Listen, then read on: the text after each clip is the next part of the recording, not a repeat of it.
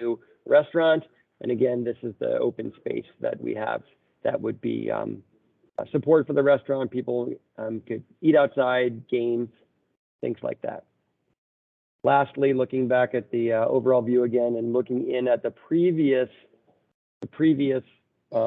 covered area, which Maria mentioned was changing. It's one of the things we want to look at. Also, the building, you can see back here, the new restaurant had metal siding with a faux graffiti, and then this structure was made out of wood with multiple posts on either side. Now, just really quickly, we're diagramming so that we can, when we get to it, we can better understand why this had to change. Once we got into construction in the field, because this is the right-of-way, there were utilities were not exactly where we thought they were. And in fact, you can see these red lines are indicative of sewer, electric, and water that conflicted with the foundations that we had proposed. So in order to keep this structure, it also was a little too low for some of the utility companies to be able to get there. They wanted a few feet higher to be able to get under here to work in the event of needing to access the utilities in the right-of-way. So we redesigned the structure, and you'll see it as we moved into the next phase of the redesign, to have a single column in the center, and needed to be made out of steel. So we had to do some design changes in order to accommodate this steel change. So jumping back again, recapping, this was kind of the before, and then sort of site plan of the area. Miguel, I think I have an echo. Is that you? Okay. Site plan. Here's the kind of covered area. Again, this is the new restaurant called Love Burger. The public area. Here was the event tent, and this is the covered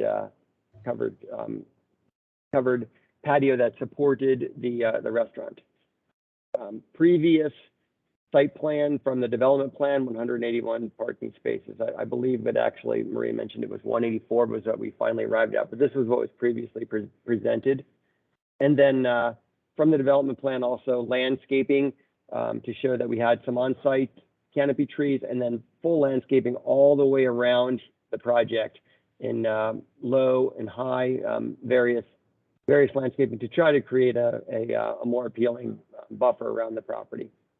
And now jumping back to the what we were looking at before, and then we'll kind of show you now. That's the end of the previous presentation. We're going to show you what it looks like now, what the changes were.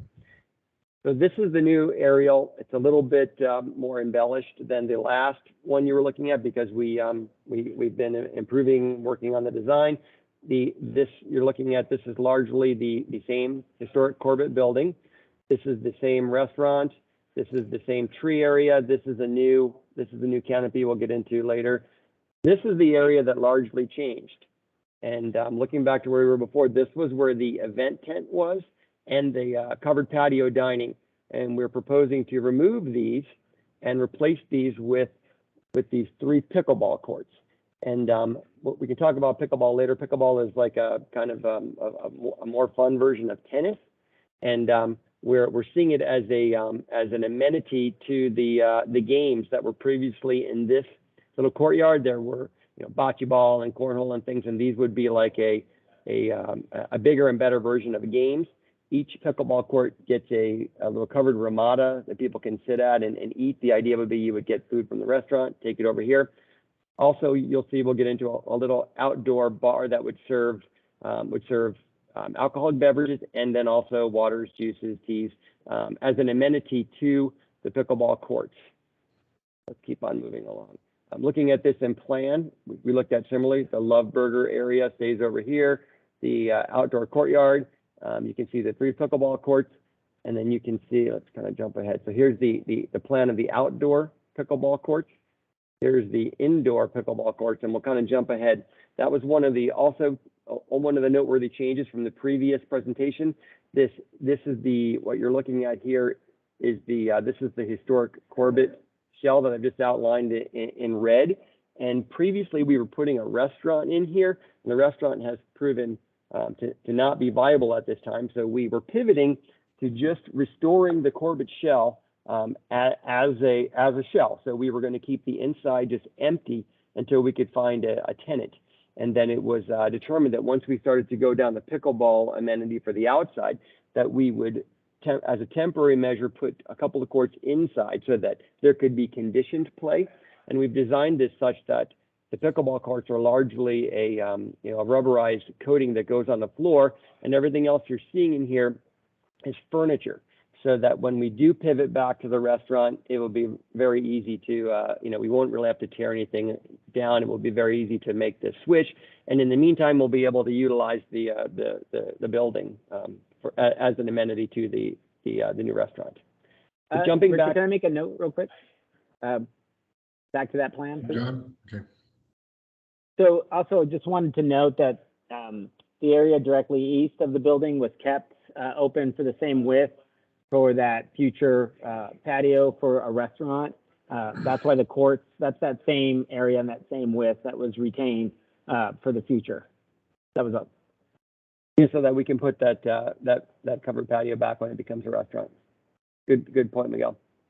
So jumping back to the overall kind of aerial view again, we're going to take a look at some areas, the same kind of exterior views we showed you from the previous presentation. So kind of taking a view, looking back at the Corbett building. And again, this is the colors that we've been working with Historic on colors and restoring this, to its close to its original self as possible. We've depicted it with we have embellished some seating out front, and that's not really a part of this project. That's just something that could be pursued down the road via some kind of a patio use, sidewalk use permit. But that's just to kind of show the idea that we want the project to be lively and that people could possibly sit out there at some point in the future. What was that, Miguel? And the glazing as well. And the glazing, a lot of transparency into the project.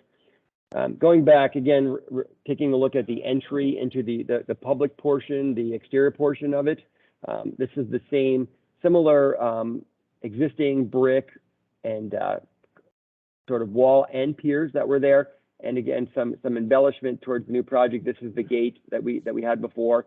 And now most of this was included to show that this is the outdoor piece. It kind of matches the design of the Ramadas. That's going to be the outdoor bar area that we'll get to in a minute. At one point in time, we had proposed putting this inside the Corbett building. We wanted an amenity that would serve beverages to the pickleball area. And part of the reason we located it out here was because then it would be easier for us to pivot to the restaurant without actually doing demolition so we decided to locate that outside rather than inside the historic Corbett building. Lastly, going back to this view and looking back towards the new covered takeaway area, this is the kind of view of what we're proposing now, where we have this single column in the center, and now the structure is a metal, like a pre-finished metal panel. The idea here, we had, as you can see, it's raised up a couple of feet, and also a little bit of a different configuration. We were trying to create something, since we had to go to steel, kind of a retro kind of drive-in aspect is what we were kind of, our building theme kind of lent itself to that, and that was the design and the look that we were after. Also, the color here, we want you to make a note. This is actually the color. We're not going to do the faux graffiti. We would like to switch the color. This is as a pre-finished panel selection. There were not many choices. This is burnished slate. It's one of the MCBI colors. This was the color that ownership picked. It looks. We could pull up the swatches. It looks very much like this. In a discussion later, if it comes to it, we can. Let's keep on moving through. I don't want to really focus on that because the pickleball use is really what we're wanting to discuss here. But looking back and then zooming in a little bit to the exterior area, again, you're looking at, here's the 3 courts. Over to the right are the covered Ramadas. And then you can kind of have a peek into the Corbett building here of how the spaces would interact. So the idea is these garage doors, which were previously approved under the under the Corbett building permit and also in the IID, these idea that these roll-up doors would be open, and you could have this interesting indoor-outdoor flow to the courts on the inside. And then on the weather conditions were not permitting, we could close the building up, and there could be air-conditioned indoor play. Jumping down to the ground level, again, just another view of what we're looking at, these covered Ramadas that we're would provide an area that the idea would be that people would go to the Love Burger restaurant. And you would bring food over here, and you would sit and you would watch people play pickleball and kind of participate in the whole activity. Little bit of a zoom in. This is the backside of the public entry through here, and this is the very small the beverage amenity that we're proposing. The reason that it's lifted like this is because we had to get it up and out of the floodplain. The Love Burger building, the new building was raised 2 feet in elevation to get it out of the floodplain. This structure also has to come out of the floodplain. So we tried to make it a feature as much as possible and create a little raised seating area and/or you can see accessible ramp to get up there, and this would be an amenity to the pickleball area. Jumping back to the square footage, I just wanted to add on the square footage. It is pretty small. It's only about 10 by 200. It's just a hair under 200 square feet. So it's a pretty small footprint overall. Jumping back to this is the revised development plan that we have in. You can see the changes clouded here. The parking, actually, we revised the parking in this area here, so we actually picked up a couple of parking spaces. Not that the parking really wasn't driving the bus here, but the parking was not diminished from what we presented previously. Whether that's seen as a positive or a negative, we'll discuss that when we get to comments. The landscape plan also revised, very much the same. In fact, the perimeter remains exactly the same. The area that was changed is the interior. We added some trees to this area to the south of the proposed pickleball courts. Zooming back, just last slide again, just an overall view of it again. Historic Corbett building over here with pickleball courts inside. The 3 pickleball courts replacing the event tent and the covered patio.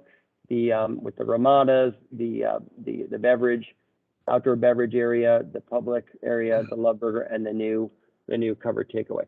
So that's all I have for my presentation. I'm going to let Miguel, if you have any other comments, we'll let people chime in. No, I think the big thing, just to add to why the owners decided to do the pickleball, they thought that it was pickleball is kind of gaining in popularity. They thought it was a nice amenity for this area. The fact that really drew them to the idea of pickleball is it's an all-day thing. It starts quite earlier. Use can start as early as 8:30 or 9 o'clock because of the range of age of people who are doing pickleball. I don't know how many people are familiar with the pickleball, but it has it has a certain age group that comes between 8:30 and call it 11:30, then kind of a lunch crowd till 2, and then a kind of a different crowd from 5 to 9. And so they thought that it was it's not an intensive use of the site, but they thought it was a great use of the site to engage it and get people on site in the mornings, early. And then they felt that even though the ceilings are much lower in the Corbett historic shell, it was worth putting the 2 courts in there for just play, even though it wouldn't be as competitive because of the lower, the bowstring trusses are a little bit low in that space.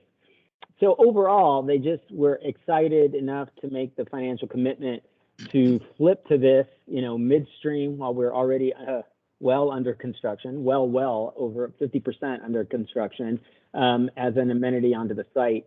And the reason to commit to anything inside the Corbett building, because I think they believe they've moved up their timeline on the inside and didn't want to commit to the restaurant until they have the hotel footprint for phase 2 kind of in place.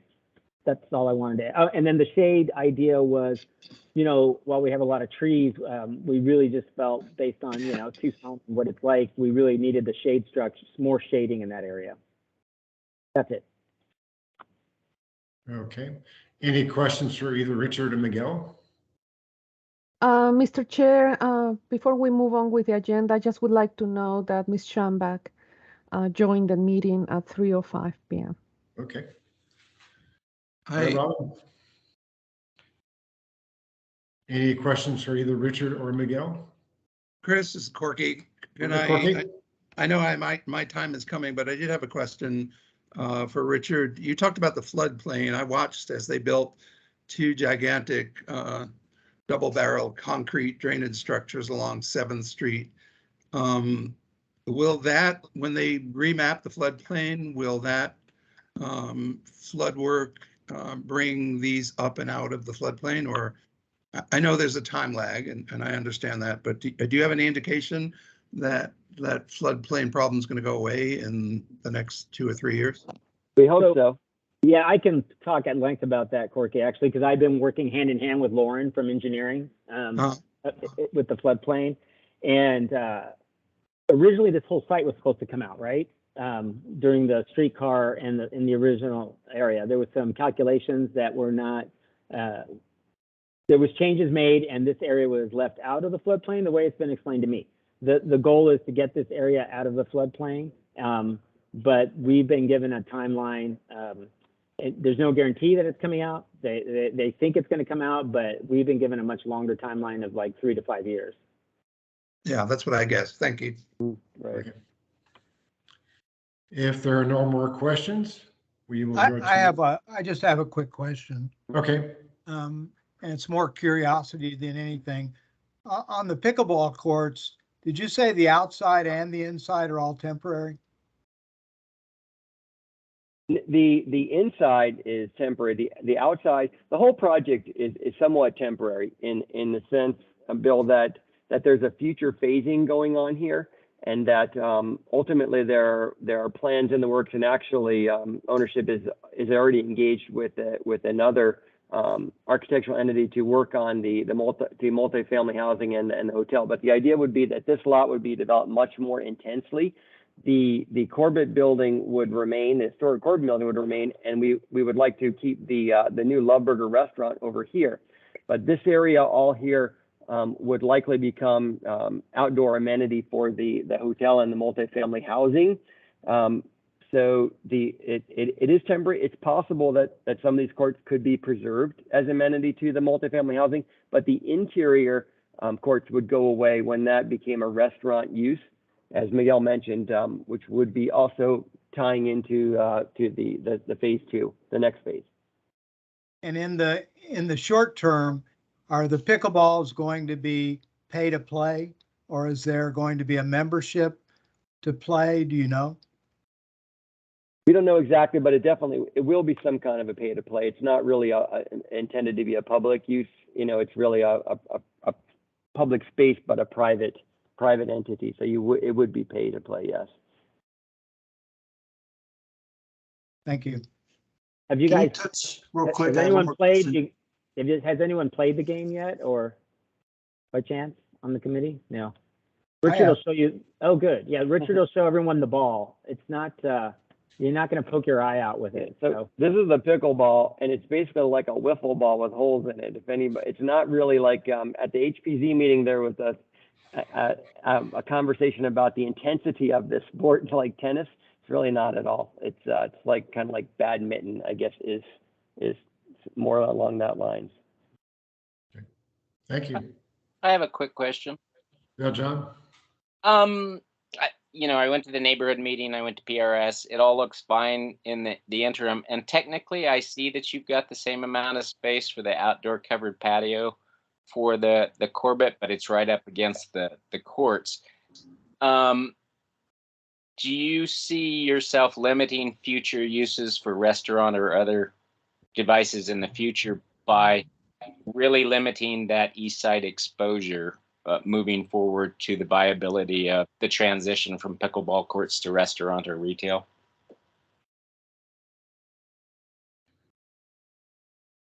you mean, we don't feel that at all because it's over 18 foot in depth.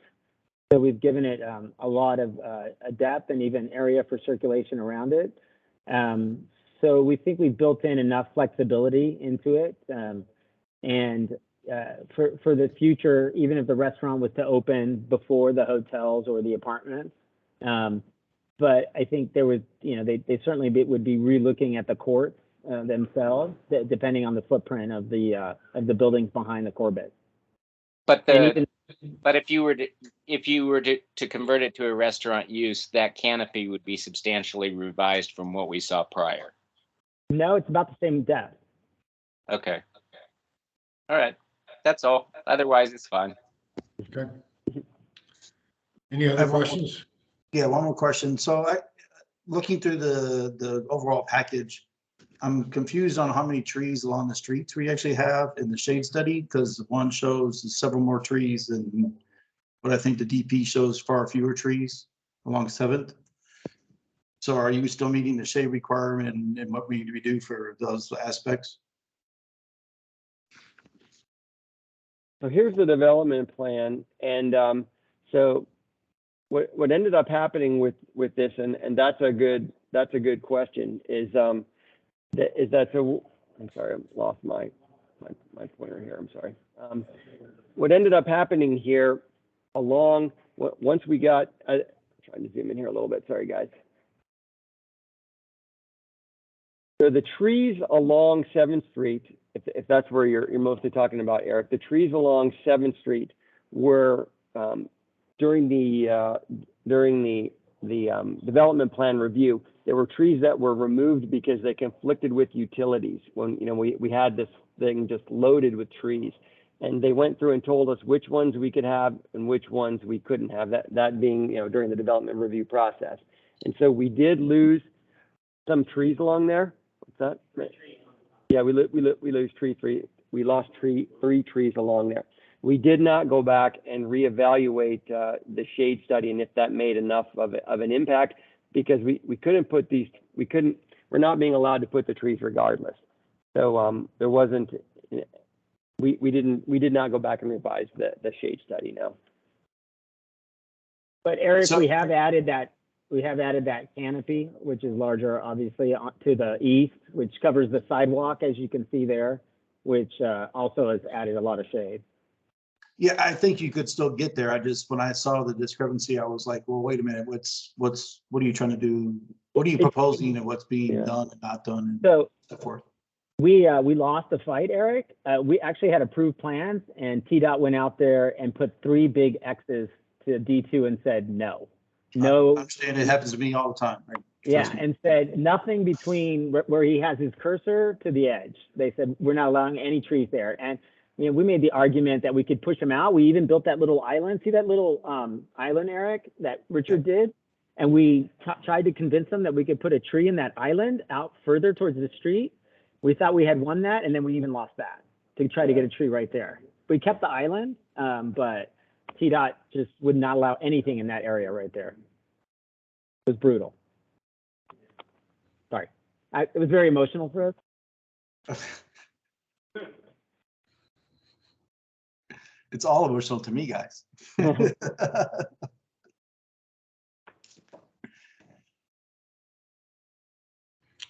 Are there any other questions for the applicants?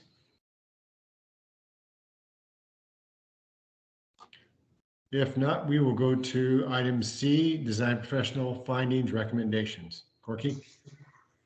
Thank you, Chris. Those of you who have my April 29th report, what I think by now, what I do is I keep a running document and I change the colors for the date of my new comments. And so the comments I made for this report are in purple. First, I want to say that I guess Forrest can blame me for the request that this go back through a major review. It just seemed like the change of use was substantial enough that it required more than just my oversight, but rather the neighborhood meeting and your committee, Chris, to review that. So I'll take the blame for that or the credit for that, depending on your point of view.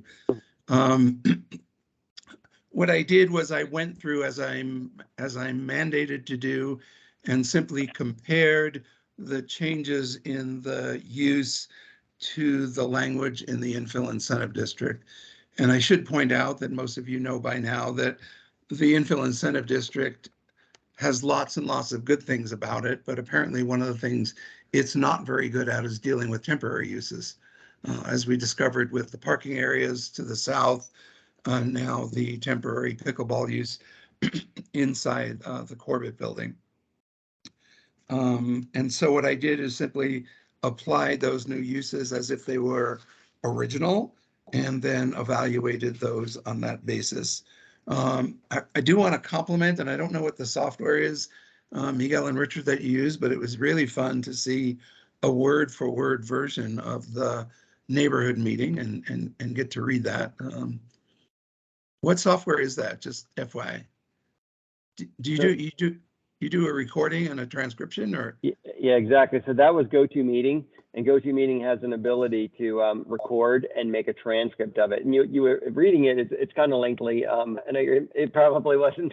It got a little bit boring at times, but you're able to get a good, and it misses a few words here and there, but it was a pretty valuable tool for a process like this. Well, I think you get credit for using that, because one of the issues that's been criticized about the IID and the individual parking plans is that the applicant gets to write the minutes to those meetings. And so it was great to read verbatim minutes and get to see exactly what was said by whom. There were a lot of typos. Say again? There were a lot of typos. I was at the meeting. Yeah, I got through that, John. A lot of typos I can deal with. Well, we're architects, but that go-to must be an architect too. So Yeah, we have that software. That's interesting. I've not used that before. Yeah. And so in general, my take on that community meeting was generally positive, which sort of made me feel good that we went through the trouble of having that meeting. Certainly easy for me to say. And then I reviewed the changes now on page 3, the changes to the application about the tent, the temporary indoor use, the parking canopy, the color change, and the slight modifications to on-site parking. My view is that although I've always been disappointed about the temporary parking use and continue to be disappointed about the temporary pickleball use in lieu of a restaurant, that for me, the key thing relative to the language of the IID is that is something that can be looked at through the window. And so those indoor and outdoor uses seem fine relative to the IID. And it's quoting my report, it would be useful for this changed indoor pickleball court to be able to see into the activity from the street. It's already, of course, possible for the outdoor courts. And I hadn't seen the elevations that the renderings that you showed, Richard, but as I understand it, that glazing would be as approved by the PRS way back, and you will be able to see in the building, so that seems great. Yeah. And my additional comments were really no exception to that. Going through, looking at my purple comments,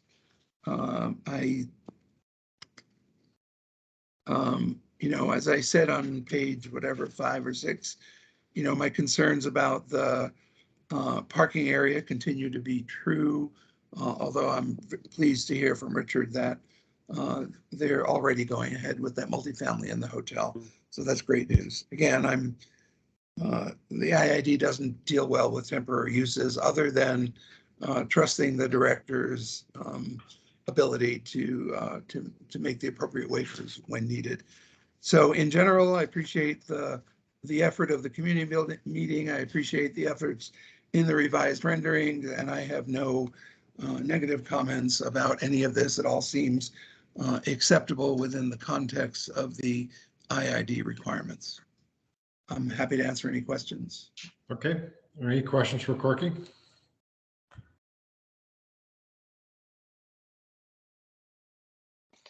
Not specifically for Corky, but during PRS, they commented that they like the sign for pickle bar. I assume if we prove as presented, that goes forward, but any other changes will come back. Is that the correct, Maria? Mr. Burr, Mr. Chair, members of the DRC, the sign will need to go through sign review, and it will go through the design professional, for his review against the, if this is approved, an approved design package in the property. Okay, but it's not really our purview. It's not just at this point, no. Okay, thank you. But if the sign would be part of the architectural features of a structure, and when they come back and the sign modifies, the proposed sign application modifies the architectural features that were reviewed during the IID review process, then the design professional has the ability to say, okay, this requires some, minor or major modification of the design package. Okay. And also, as it moves forward and temporary uses change, we'll be seeing it again then. Definitely, Mr. Burr. Whenever the new uses come in for review, yes, it will go again through review by the PRS and the IID DRC. Okay, great, thanks. Okay. Any other questions for Corky?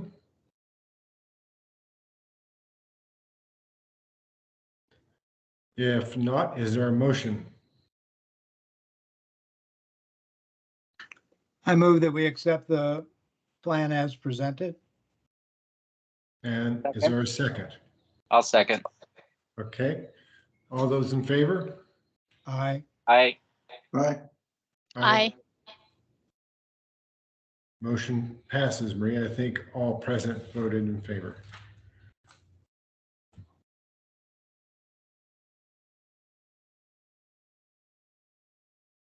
Okay, so we're really excited about a DRC versus Fours pickleball tournament.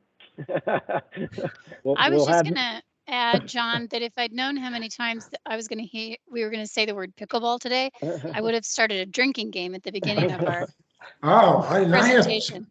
I have Mescal right here. I could be right with you. Robin, you're supposed to wait till you're on the court. You're supposed to do that while you're on the court, but that's why the ball's very soft. I'll see you out there. I agree, Robin. It's an amusing name, and every time ownership started bringing it up in the beginning, I couldn't help but laugh every time I hear the name. It just seems so silly. Yes to the drinking game. That's funny. Okay, everybody. Thank you very much. Thank you. Thank you. Thank you. Next Thank on you, the everyone. agenda is call All the right, audience. Thanks to the committee. Goodbye. You're welcome. Thank you for presenting. Any comments from the audience? Item 5 is future agenda items. Maria? Mr. Gans, members of the DRC, we are working with the ugly but honest pizza at the 5 Points on Stone 6th Avenue. It's coming in with a change of use from the former auto service site with a historic sign being transformed into food service use. So they have filed for the application and it's being reviewed.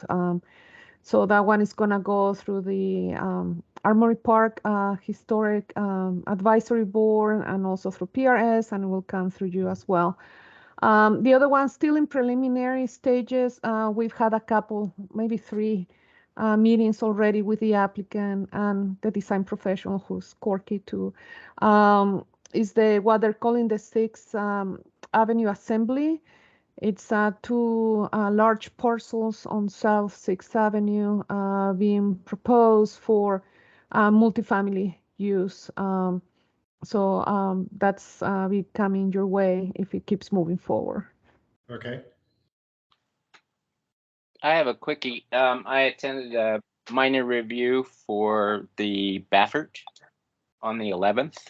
It's revisions to the first floor on the north and south sides. They were approved as presented because they now have tenants for it. And also attended an IID update stakeholder meeting, as did, I think, a few of us on April 26th. That's about it. If any other information, any other items we need to talk about? Not at this point. Okay, then meeting adjourned. Thank you, everybody. Good job. Thank you. Bye. Thanks. Y'all be well. Bye-bye. Take care.